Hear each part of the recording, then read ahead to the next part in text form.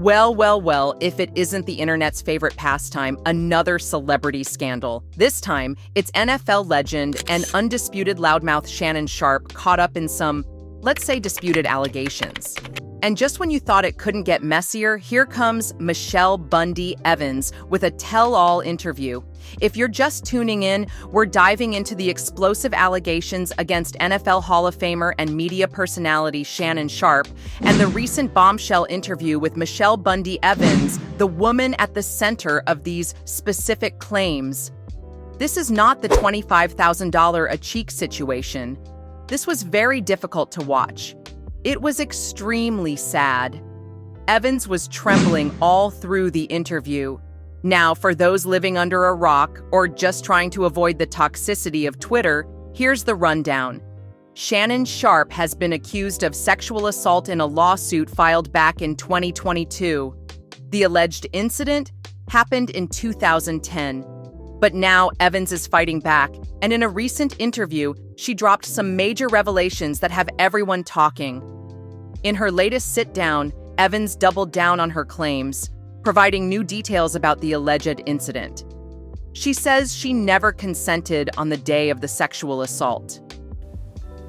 You know, he was manhandling me beforehand, and he wanted to have sex, and I told him no. I told him no, because you gave it to somebody else. I didn't only tell him no, I told him why. And he wouldn't take no for an answer. So he overpowered me, put me to my knees, She also alleged that Shannon Sharpe continued to intimidate her, which forced her to file the order of protection. Michele claims if Shannon Sharpe would have just left her alone after the assault, that she would have kept it quiet. You know, he'll use everybody he knows to destroy me, which he basically has. And then he started making other threats against my life, threats, you know. He just was so worried that it would get out, and I wasn't going to do anything. But when he kept calling me at work, and when he kept, just very aggressively behaving, and I could see it wasn't going to go away, and he said he was going to destroy me and he was going to kill me, and he told me he was watching me, and all that. I just went and got a protective order. Sharpe's team, however, maintains that this is a shakedown and that Evans is fabricating the story for financial gain. They've pointed out inconsistencies in her timeline and insist there's no evidence to support her claims. Evans now faces the difficulty survivors face when coming forward. I personally wish her strength to endure the challenges ahead. Legally, this is a high-stakes battle. If Evans can't prove her claims, she could be on the hook for millions in Sharpe's defamation suit. On the other hand, if Sharpe loses, his reputation could take an even more massive hit. Hey, I'll get it in. Real talk. Hey, Joe, see, I know, man, Unc be lying, Okay, lying? Right now, Sharpe is continuing his media career, appearing on Nightcap, but he's avoiding direct comments on the case. Meanwhile, Evans is pushing for a full investigation. We can't pretend the two sexual assault allegations against Shannon Sharpe are just coincidence. The patterns are disturbingly similar, allegedly forcing himself on an ex, then retaliating by doxing her. Newsflash, being in a relationship doesn't give you a free pass. No still means no, even if you shared a toothbrush. And let's not ignore the hush-hush settlement that went down while Shannon was sitting on that FS1 undisputed desk, flexing his suits and sipping his yak like everything was sweet. Now, either Shannon's testosterone levels are juiced through the roof, or we're just watching a man who spiraled so deep into ego and entitlement that he thinks boundaries are for other people. Grandfather or not, that behavior isn't just uncalled for, it's downright predatory.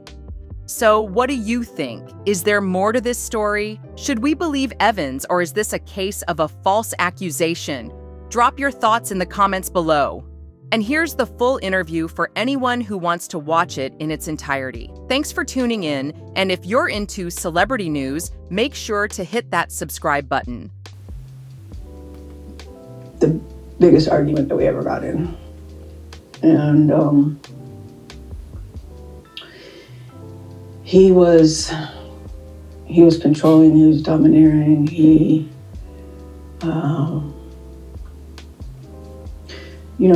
was manhandling me beforehand.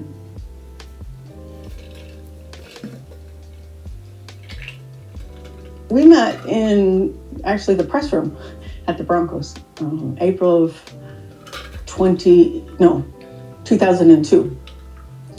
And, but we didn't start talking until we met up at a club at Blue 67 in Denver. I don't know if anyone is listening from Denver, but yeah, we were at a club at the same time. We didn't go together. We just happened to both be there. And so he started talking to me, and he started pursuing me pretty heavily from then on. I resisted for a while because, I was a reporter, and I didn't want to mix the two. But he's very charming.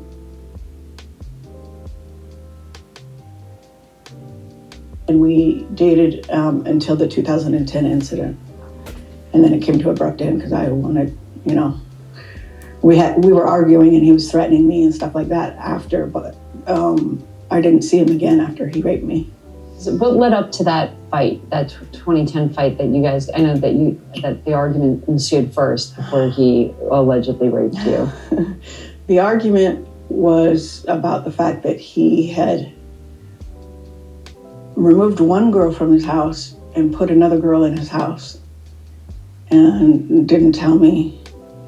And he had asked me to break up with my husband at the time. We were just dating, so I was dating Shannon and my husband at the same time. Shannon asked me to break up with my husband, and I don't recall for sure, but I think I did. And so, I was like, wait a minute, you want me to be with just you, but you want to move somebody into your house and not even tell me? So that's what it stemmed from. He's not a faithful person, so I wasn't going to be faithful to a non-faithful person. It just doesn't work that way. Not for me anyway. Can you tell us just broadly, I know it's probably painful to relive this situation, but can you tell us generally what happened that day? It was fighting, and usually we fought on the phone and not in person. So it was the biggest argument that we ever got in. And he was controlling, he was domineering, he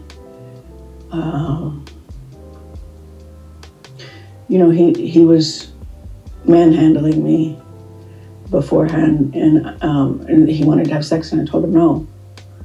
I told him no, because you gave it to somebody else. I didn't only tell him no, I told him why.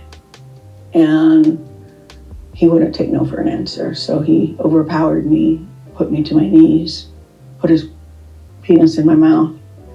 And after he got enough of that, he put me on the bed. And, this was all a struggle. So I had said no. And I said no, even though I was thinking that. And so it was the hardest. Yeah, this is too hard. I remember he got dressed and he knew what he did. And so, I just kind of escorted him out the door. And then I wasn't going to do anything about it. Sometimes when you're with the person for a long time, it's hard for you to realize that they're being the perpetrator, even though you know it, you don't want to admit it, and there's so much going through your mind. But then he started coming at me. If I tell anybody, he'll use everybody he knows to destroy me, which he basically has. And then he started making other threats against my life, threats, he just was so worried that it would get out, and I wasn't going to do anything. But when he kept calling me at work, and when he kept,